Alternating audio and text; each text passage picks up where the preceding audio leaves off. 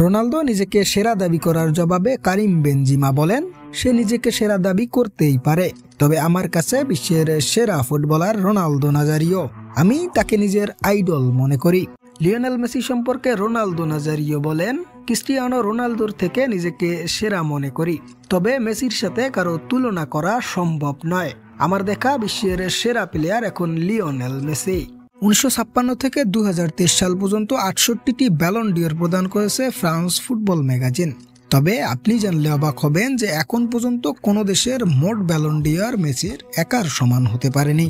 সম্প্রতি মেসির 2026 বিশ্বকাপ নিয়ে লাউতারো মার্তিনেজ বলেন, আমার এ বিষয়ে নিয়ে তেমন কিছুই বলার নেই।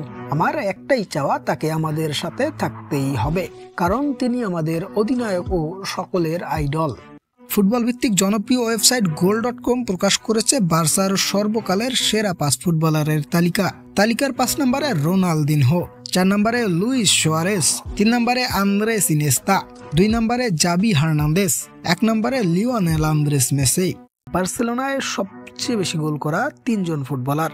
3 নম্বরে লুইস সুয়ারেস 198 গোল, 2 নম্বরে সিজার রদ্রিগেজ 232 গোল, 1 নম্বরে লিওনেল মেসি 672 গোল। প্রিমিয়ার লিগে সবচেয়ে কম সময়ে হ্যাট্রিক করা ফুটবলার সাদিও মানে। 2015 সালে সাউদাম্পটনের হয়ে অ্যাস্টন ভিলার বিপক্ষে মাত্র 2 মিনিট 56 সেকেন্ডে এই রেকর্ড করেন সাদিও মানে। এটি ইংলিশ লিগের সবচেয়ে দ্রুততম হ্যাট্রিক। আর্জেন্টিনার সর্বকালের সেরা 3 জন গোলকিপার। তালিকার 3 নম্বরে সার্জিও রোমেরো, 2 নম্বরে 2022 বিশ্বকাপ জয়ী এমিলিয়ানো মার্তিনেস, 1 নম্বরে 1978 বিশ্বকাপ জয়ী গোলকিপার ওবালদো ফিল্লোল। ইউরোপীয় ফুটবল ইতিহাসে এখন পর্যন্ত লিভারপুল জয় করেছে 2টি golden boot award, Real Madrid জয় করেছে 4টি golden boot award, Bayern Munich জয় করেছে 5টি গোল্ডেন বুট অ্যাওয়ার্ড। অন্যদিকে বার্সেলোনা জয় করেছে 8টি গোল্ডেন বুট অ্যাওয়ার্ড, যার মধ্যে 6টি জয় করেছেন লিওনেল আন্দ্রেস মেসি।